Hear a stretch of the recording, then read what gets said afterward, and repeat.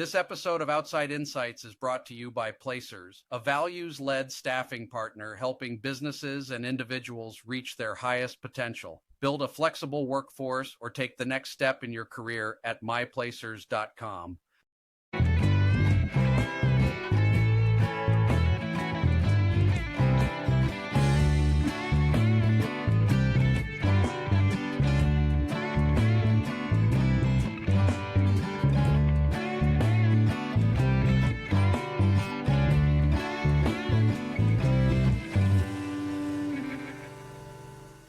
I'm your host, Chris Burkhardt, and today I'm thrilled to have Grant Otto on the show. Welcome to the show, Grant. Thank you for having me, Chris. That's the least I could do. So this is a lot of fun for me today because Grant is a marine scientist, a researcher, science communicator. He gets to work with marine robotics. I don't think you can get any cooler than that to most people. But we decided that our goal today was to talk about his field and his career and how others might get into the field to kind of make it more approachable. Grant, why don't we start there? Why is that goal important to you? We can build off of that. Um, well, what is really important to me is ultimately the whole purpose of our work, and it's to make the ocean a better place. It's to make humanity better. And so really all it is exactly what you do, Chris, which is just trying to attract talent to our place. So it's almost like a healthy competition. We're trying to bring the best engineers, the best scientists, the best artists, whatever, over to the ocean because it's kind of calling out for our help. And so we need the best talent that we can get. So there's the John Muir quote that says, "The mountains are calling and I must go." Is there something a bit about the ocean is calling and I must go? The ocean is calling, it's getting warmer, it's getting more acidic. We could go on and on for the entire podcast about different things that need our attention in the ocean, but ultimately, it's the people that are going to come together, change perceptions, and do the hard work. So That's in really other ways, I thought it was about the uniqueness of the field, the robotics, the cool factor. But in reality, what you're saying is you'd like some really smart people to help you in this journey and help you in the challenge. we need both. We need some cool people, we need some smart people, we need it all because ultimately, what you're kind of describing is almost like the content funnel where you get people hooked on something really fun and neat, something like a National Geographic show about Yeah, whatever like coral like an reef. Outside Insights episode, right? Exactly. uh, Exactly. I, we'll build on And this. Keep going. sure. And then, maybe somebody gets interested from going to SeaWorld and seeing some dolphins, which I know is the case for my brother. My brother grew up wanting to be a dolphin. And then that was at the very early age. And then he grew up a little bit more and wanted to become a dolphin trainer. I ended up becoming the marine scientist of the two of us, but it's those things that lead to people getting interested and then going from maybe dolphins over to, for me, it was sediment dynamics and things like that. Very nerdy, boring stuff to the outside eye, but equally important. So sentiment dynamics, we're going to have to come back to that. So first of all, a little bit of a connection with Grant. Grant, been an entrepreneur my whole life. You're right. I'm in the talent attraction business, helping businesses attract talent and manage that process. I started Outside Insights to help more people because I couldn't have one-on-one dialogues. It was better to talk to 1,000 people at a time. But you and I have known each other more than a minute, quite a long time. I had the pleasure of coaching Grant in soccer with my son and a whole lot of friends. Please Mhm. tell me you have some redeeming memory or something that justifies, this journey for me. I do. I have lots of memories from the Lions soccer team, but You got to tell y everybody how undefeated we were, brother. we were really good, and it was not because of me, but we were really, really good. I don't know. You were a heck of an athlete, great teammate, and smart as a whip. Thank you. Thank you. I remember one of the practices that we had. I remember I don't know, running particularly well, being in the right place at the right time, and you were giving me times tables to do while I was running back and forth and calling me the smartest kid on the team. I may not have been the fastest or the best with the ball, but I was there. Pretty sure it was more than 13 times 13 too, right? Oh, how about that? Yeah, I think, Yeah. the whole notion of getting you to forget about what you're doing, something you do very well. And I know your brother. It's interesting you wanted to be a dolphin because he turned out to be a hell of a swimmer, didn't he? He did. He, went to the Olympic trials a few years ago, and he's still swimming masters events, in New York City. He's sponsored swimmer for the New York Athletic Club now. So, he's swimming, I'm surfing, we're kind of still doing the water thing. And we'll get some pictures and show notes of you surfing. And Yeah, Grant's got a really strong visual, storytelling way about what he does. So we'll support this dialogue with a lot of that stuff on the way. So, Grant, where do we start? You've got a title that's a mouthful: Advanced Underwater Systems Operation Manager. Did I get it? that's exactly correct. It's actually flipped operations manager, comma, advanced underwater systems. All right. But, that's even more we don't need to go that far. It's really my entire job is just to make things either float if they're supposed to float, sink if they're supposed to sink, and all things not break, basically. Okay. I also manage people, and that's been a really fulfilling part of what I do. But at the end of the day, when things don't work, it's usually my fault or my responsibility. So, thing about podcasts, people are all over the world, even this one. We've got some South America, some Europe. We're in Lewis, Delaware. We happen to be in the same place, by the way. We're in Lewis, Delaware. If you could look over Grant's shoulder, you've got some frozen water today. So we'll see when this gets recorded. But just from that frame of reference, do you do all of your work on the Mid Atlantic of Delaware, or do you do it all around the world? I do not do I do probably maybe 60% of my work in the Mid-Atlantic, Okay. but I do, we try to travel a lot, and, one of the things that has been really eye-opening to me for marine science in particular, but I think this really applies just to life in general, is, we have these, like, funded projects, the things that are meat and potatoes, things that bring the money in that support us through our day to day lives. And then we have the passion projects. And oftentimes, the things that are local, um, things like just making a map for the artificial reef program in Delaware, meat and potatoes funds my time. And that allows us to go out and maybe get just a tiny little bit of money and go out to Bikini Atoll or to New Zealand and do work out there for maybe a little bit less money, but that's really important work and ultimately kind of defines us as stewards of the ocean. You know, I don't know if this will surprise you, but most careers, they're not as dramatic as what you described. But I think about the work I do to get to my podcasts. The fun. That's my version of finding a little bit of money and doing the passion project I want to do. So I think that's pretty common. Yeah. How'd you get into this? It was a cold email.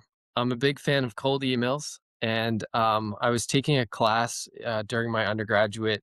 I did my undergraduate in mechanical engineering at the University of Delaware, Okay. and I had taken a class my freshman year, just a random seminar, and kind of kept in touch with the professor.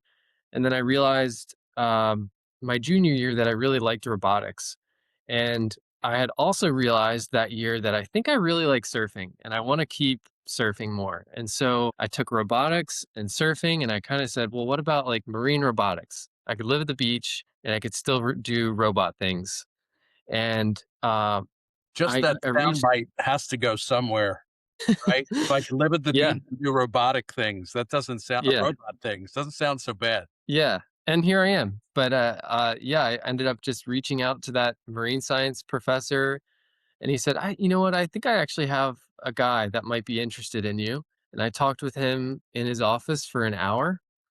And he hired me, and now I've worked for him for 7 years. I did a master's degree under him, and I've he and I have really grown together in so many different ways. I started out kind of as a spry little undergraduate with short hair, and then uh, ended up growing my hair, and grew through the position and became his operations manager and became his master's student and then cut my hair and now I'm kind of like a very complimentary part of his professorship. That's fantastic. So a lot of people spend their whole life hoping to find a role that aligns with their love interest and their strengths. Yes. You understand how lucky it is to have found that flow, to be doing the work that fits you in this way.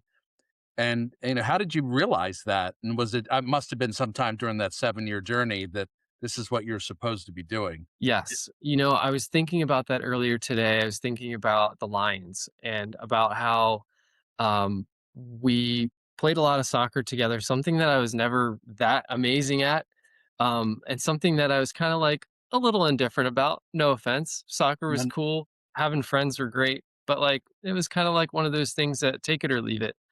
And from there, I kind of migrated off to swimming, and Yeah. swimming was something that I realized I was a lot better at. Okay. But, you know, in thinking about that quadrant of like, am good at, really like, and am good at, and like, kind of like, that's where swimming was for me. I was good at it, and I was like, I don't know, it was great for a long time.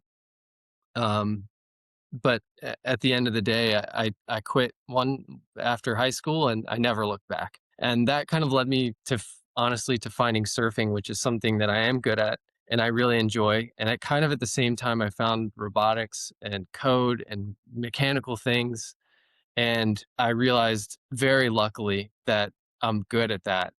I have enough math that I was able to, you know, make working with my hands, working with technical stuff real. And I liked learning about it. And so the whole learning about it and just enjoying that process, everything else just kind of falls into place. Grant, do you need PhD level stuff to do what you do? Is that a requirement? I don't like to think or talk that way because it's limiting, but I'm It just is. curious in many ways. It depends on what you want to do. Really, it's kind of a niche question for academia, but Okay. ultimately, having a PhD can be really limiting, and it can also open up a lot of doors. Huh. To become a professor, you need a PhD. I'm not a professor. Um, Ultimately, what I'm doing is fulfilling a role that the university wants and needs. And so I do not have, I could be doing this with a bachelor's degree. I chose to get a master's degree because I wanted to learn all about oceanography. But Okay. ultimately, to become a really good scientific kind of technician, or um, there's lots of scientific diving jobs out there right now. Any of those kind of jobs, all you really need is a marine science degree and maybe an internship, and you're there. So, I'm just questions that I'm thinking about. In what way, I mean, obviously, this is silly. Both are in the ocean, but in what way does the surfing relate to what you do? There's got to be some aspect of it that you find some commonality beyond the obvious. Yeah, that's a really good question. It's kind of this ebb and flow, or this winding complement to what I do in a lot of ways. Um, if I find that I'm focusing too much on work, I go surfing, and I find not only answers, oftentimes like shower thoughts. I have like surfing thoughts. I'll think of whatever I'm trying to solve out in the water, but it also very much applies to when I get working way too hard. Going out surfing, going out diving for me also brings me back to why I'm here and why I don't work um for example, like I could be working at a defense contractor and probably be making a lot more money. So if you want to earn some money, go find some defense jobs or some offshore jobs. But I really enjoy what I do because I really deeply care about the research that we're, and I see that research when I'm out in the water. I see sand changing. I'm an observer of the research that I can go back and read at work. Your sense of purpose and what you do is really evident. Grant, you are a communicator because you're teaching a really important lesson that so many times we don't walk away from work to recharge or to rejuvenate and to realize that when we're at rest, when we can find that, you know, I always say like reduce the psychic real estate. If you can stop the noise, you can actually relax and something comes about. So I think it's really good that you're a good enough surfer that you can have thoughts while you're surfing. Says something about it. Obviously, once you master something, your mind is your own, right? You're not thinking about what you're doing. You're just in the flow again. I think the other thing is I love the real estate analogy. I think that's perfect. The other part of that though is surfing is sometimes incredibly boring. On even on the best of days, you're spending probably 80 to 90% of your time sitting and waiting for a wave to come. And all that time, uh, Please honestly, a tell me lot of my friends don't talk. you're in some Zen state, I hope? Yeah, very much so. I didn't realize it until I talked to some people and I realized that I'm not thinking about anything. I'm just watching. I'm watching the ocean waiting for a wave to come. And in that basically lies meditation. And so I get to basically meditate and do what I really like with in little breaks between meditation. So we do have a big mid-Atlantic audience. Maybe 80% of the people are from the, 5, 6 state area. Cape Henlopen Park is something that people know, and you mapped an area around it called Herring Point. Is there anything I did. interesting in that in terms of like, I mean, I don't know. I'm not sure what I'm asking. I'll let you be the expert. What's interesting about that? Well, that project was actually my master's degree. And so for my master's, it just kind of fell into place that the state of Delaware wanted this area mapped repeatedly.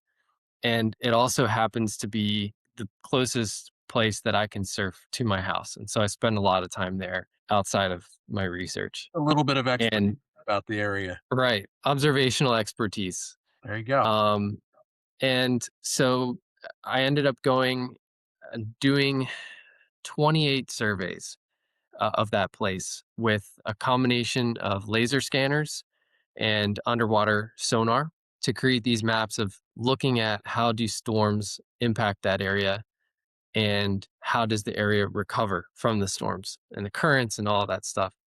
And we were able to see some really interesting patterns, kind of verifying a lot of the things that my friends and I had seen uh, in data for the first time, which was so awesome. And it was, in the grand scheme of things, I was able to present some of the research, and it's kind of a building block on a timeline of other events like this that have been happening. But for us, on a personal level, it was so fulfilling to be able to say, I know exactly how much sand that is over there, and I know exactly where it came from, and I know how this place works on a level that a lot of other folks don't. But I can still have that conversation with a lot of people out in the water because they see it just like I do every day as well. It was a really fulfilling project, and I loved being able to just like obsess over an area during work and outside of work for like 2.5 years, basically. So, Grant, I've had interesting guests on. I had the state treasurer on, and I said, Colleen, what the heck do you do? And it helps people. I know you're using a robot and you're using probably like sonar, but Yes.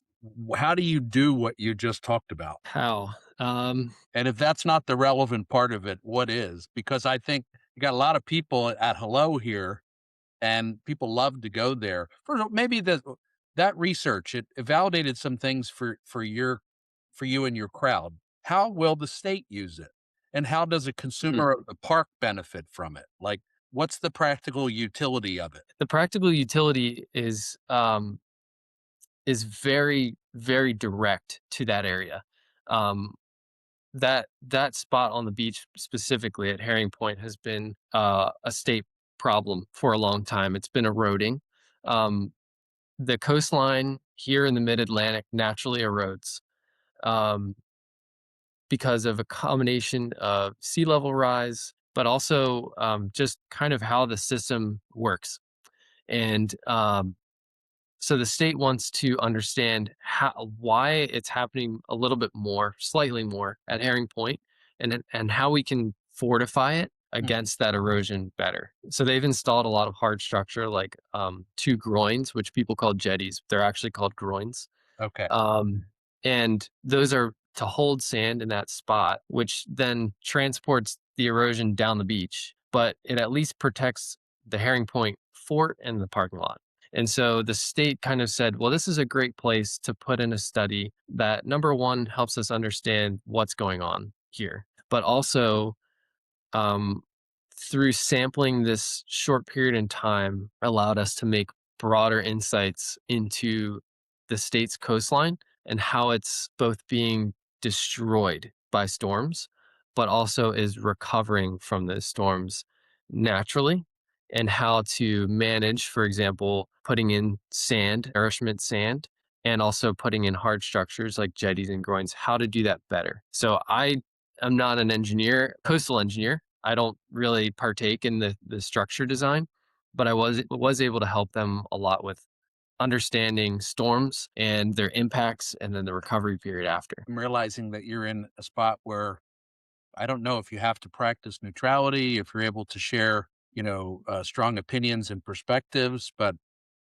I mean, is the coast obviously? If you read stuff, people are talking. I'm 2 miles from the beach. Am I going to be waterfront soon, Grant? Or maybe it's a funny way I can say it, but it doesn't. No, it's unfortunately, yeah, I hear that question a lot. And my parents are actually looking at now potentially buying a place here.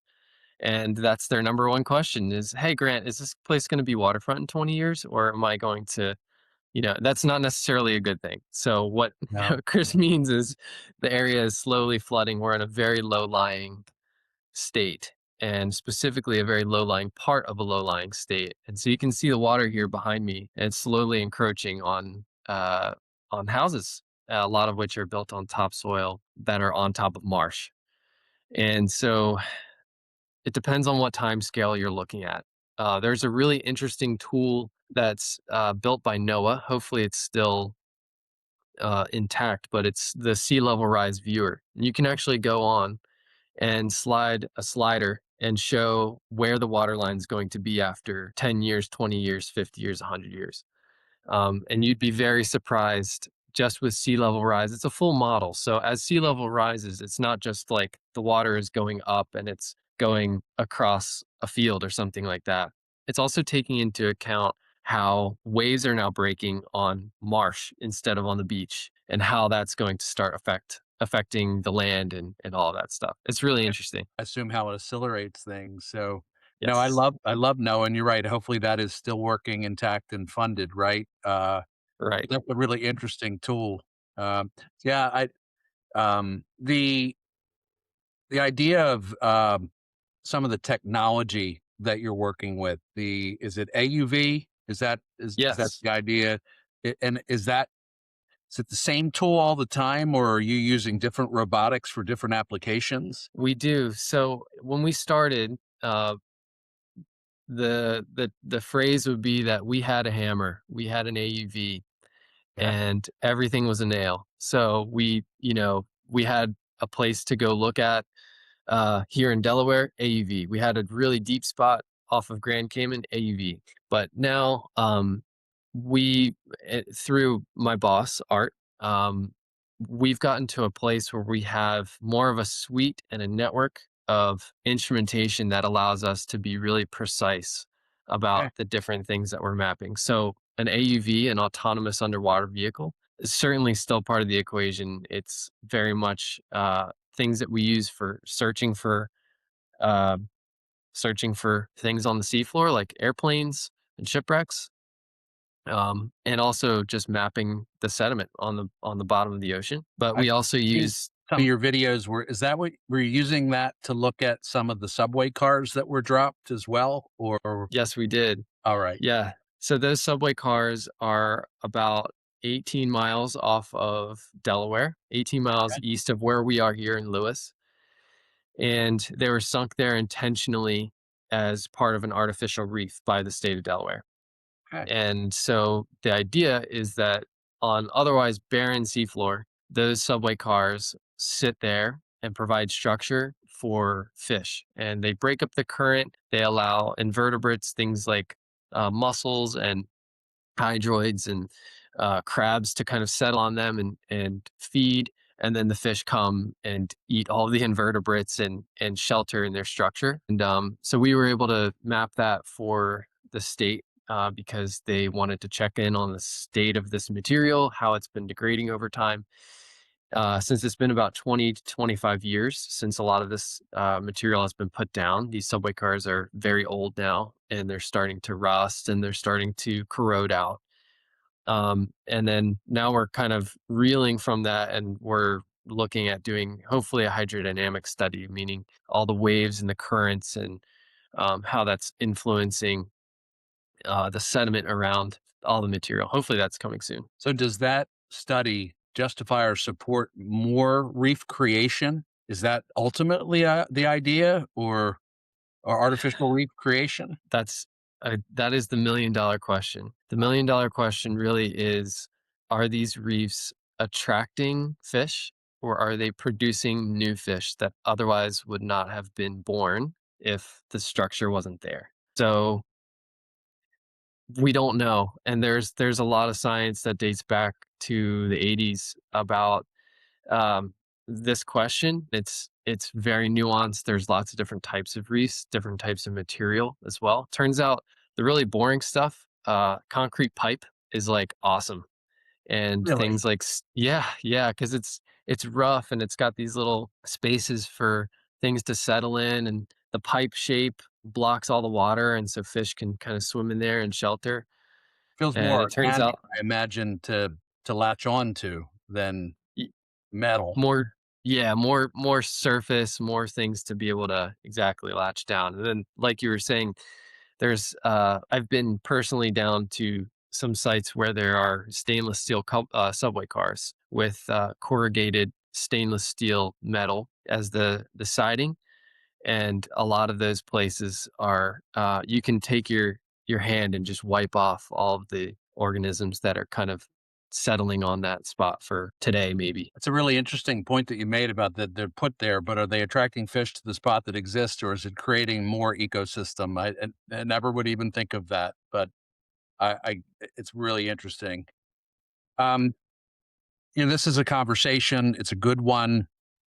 In preparation for this, I noticed that you're a storyteller. You've got a knack for visualization, something called sea saturated, and some other things. Why do you do that? Why do you show science in that way? We'll make sure if there's some particular episodes that you want people to check out.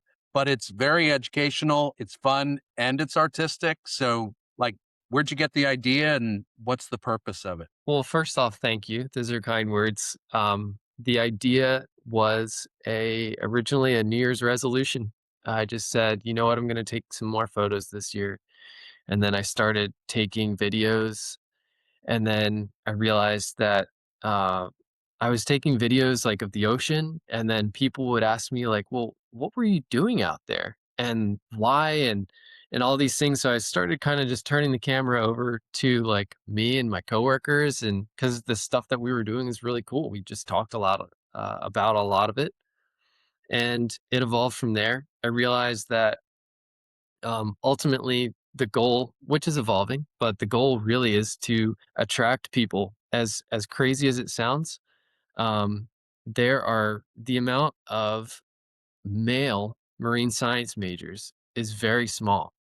If I'm not mistaken, our program was roughly 80% females, and so um, it would be really nice to just kind of balance that with um, young men, but with also engineers, with more artists. And so I just wanted to put this stuff out and prove to people that marine science needs more than the turtle lovers, the dolphin lovers, and that it can be physics, it can be engineering, it can be chemistry. It actually is. There's a bit of genius in it. The construction field, the whole idea of a degree, Hmm.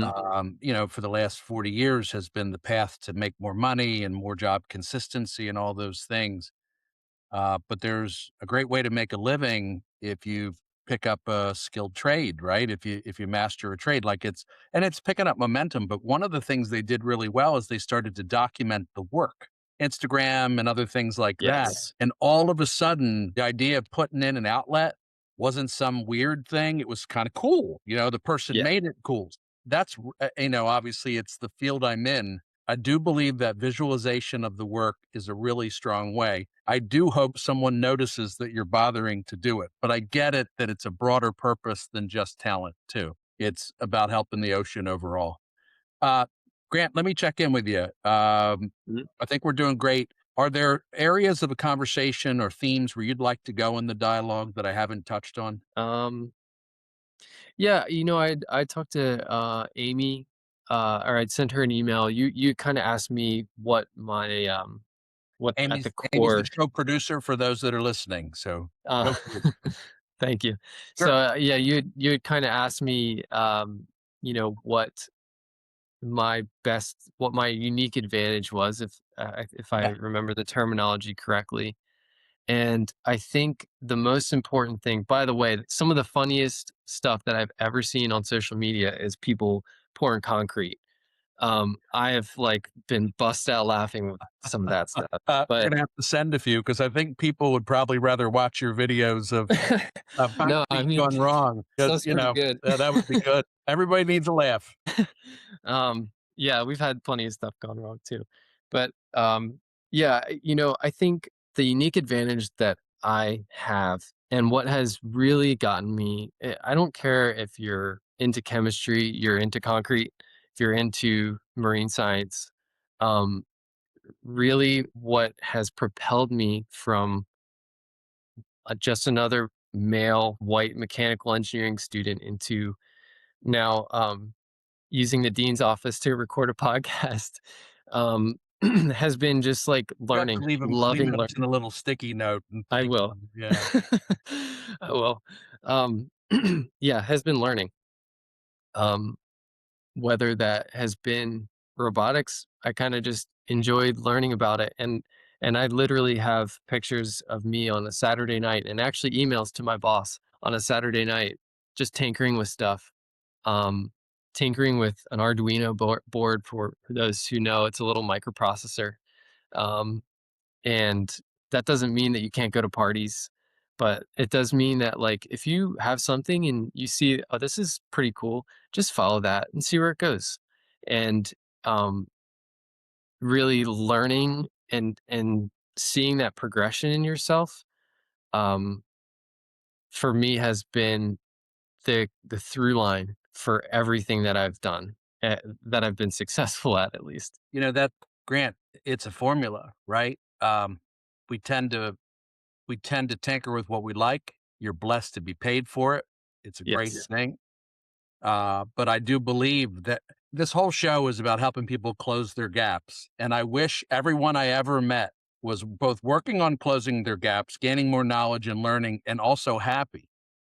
Mhm. So that's a So fantastic thing. as far as fulfillment, happiness, fulfillment, kind of a blurred line for me there. But sea saturated, I don't make a dime. I've invested a lot of money, more than I would care to share, into sea saturated, into cameras, laptops, microphones. And really, it kind of goes back to what we were talking about in the beginning. It's these little projects. I just wanted to pick up a camera. I loved the camera. And um the fulfillment that you have from whatever does not necessarily have to be the thing that's paying you. If you can go to work and be a concrete person and pour concrete, and then maybe you're interested in social media, maybe you make some funny stuff at the end of the day, and that's enough, then that can be really, really fulfilling. Sometimes I don't feel super fulfilled here, but some of the most fulfilling and the happiest times are me just making memories on the camera, not making a dime for it, maybe not even sharing it with an audience, and being able to separate the fulfillment piece with the happiness at work and kind of mixing that up a little bit has been very liberating. And it's been able to, well, it's helped me just put out exactly what I want into the world. And it's elevated my happiness both outside of work and at work, if that makes sense. I think it does. I also think as you try those new things, you get better at it, right?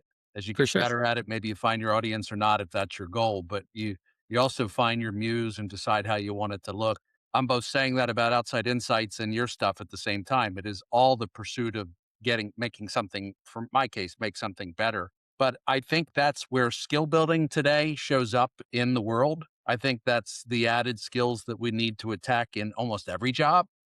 It just happens to be the things that you have a passion for and have an interest in. And by the way, this guy's not hurting. I've seen him ride around town on his Vespa with a surfboard, and I'm sure he's going to some pretty good parties. So I don't think he's Guilty. hurting. Is that fair? Uh, Yeah, guilty as charged. Guilty as charged. We have to get a picture of that somewhere along the line.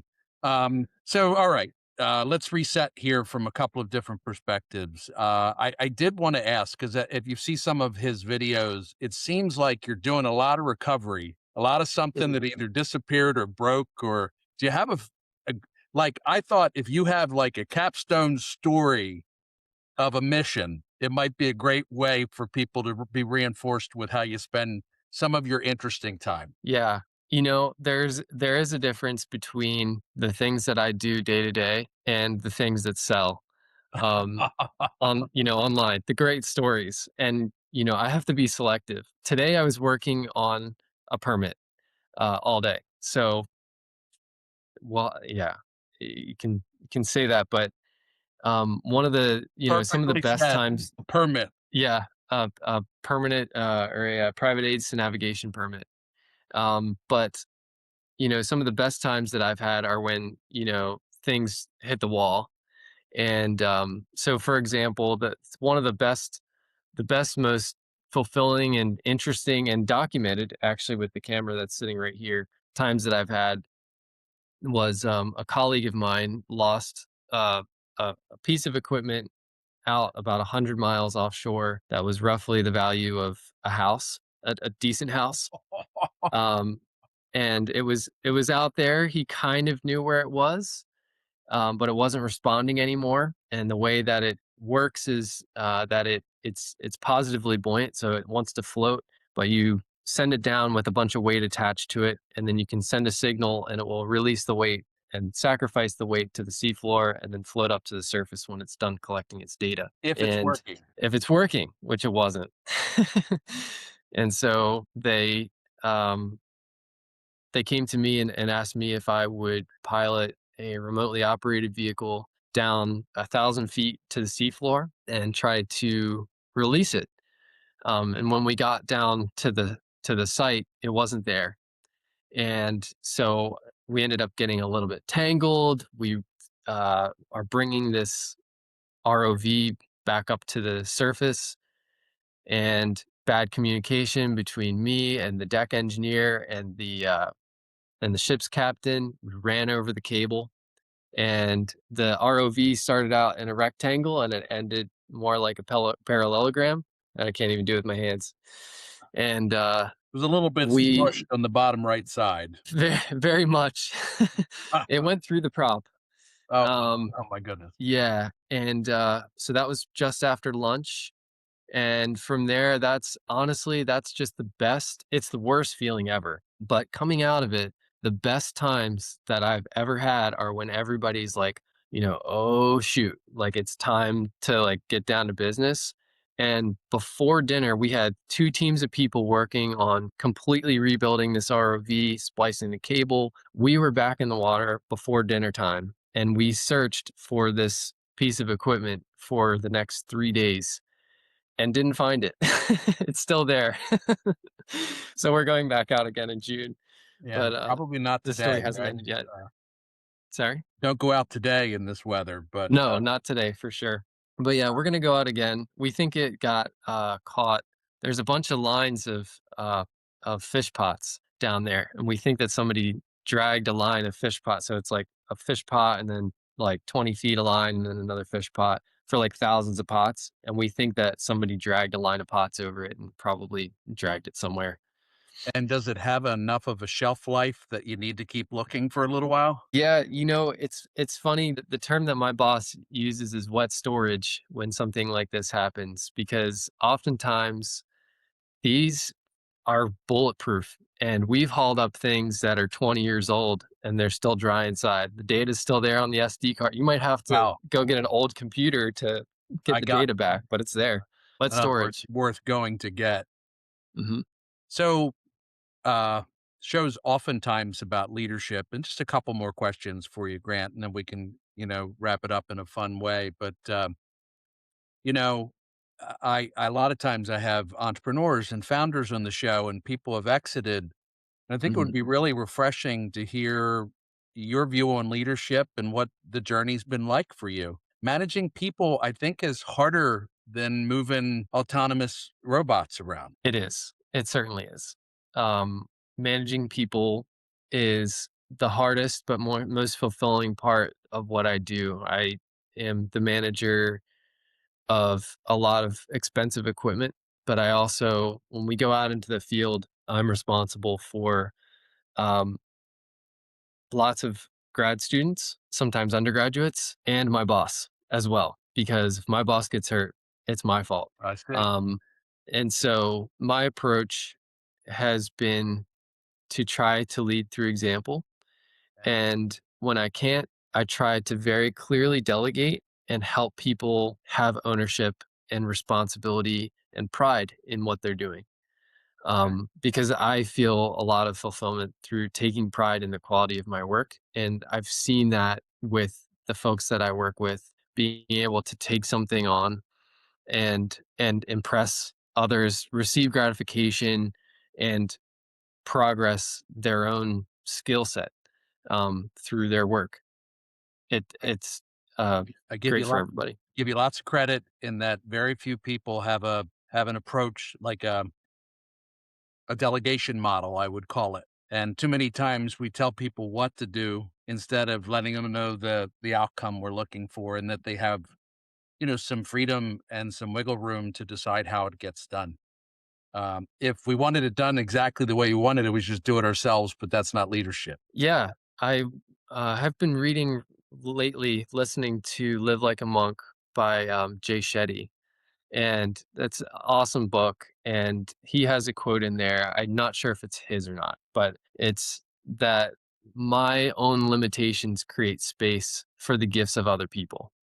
And I know that I can spend maybe 2 or 3 hours doing permitting work, and then I'm done. And if I have to sit there and process data for the rest of the day, I know I'm just gonna be trashed.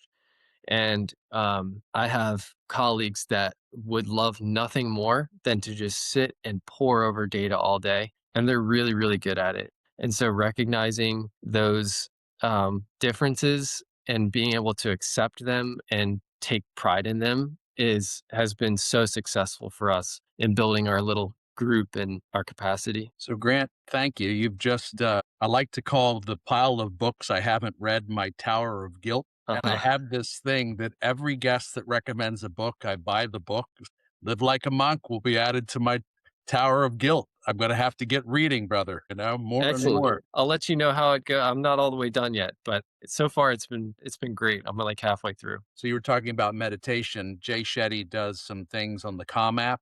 He does a daily meditation. Okay. It's not my favorite, but he's pretty good, uh, honestly. But he's there too for those that are trying to figure him out and get a sense of him. Is I think he's pretty polarizing, and he's got good ideas. But I most people don't like everything he says, and that's okay. I think Yeah. that he's doing his own thing. So I love asking you this question. I always ask everybody, but when you're 60, this is different. So, what advice would you give your 21-year-old self, Grant? So for reference, I'm 28.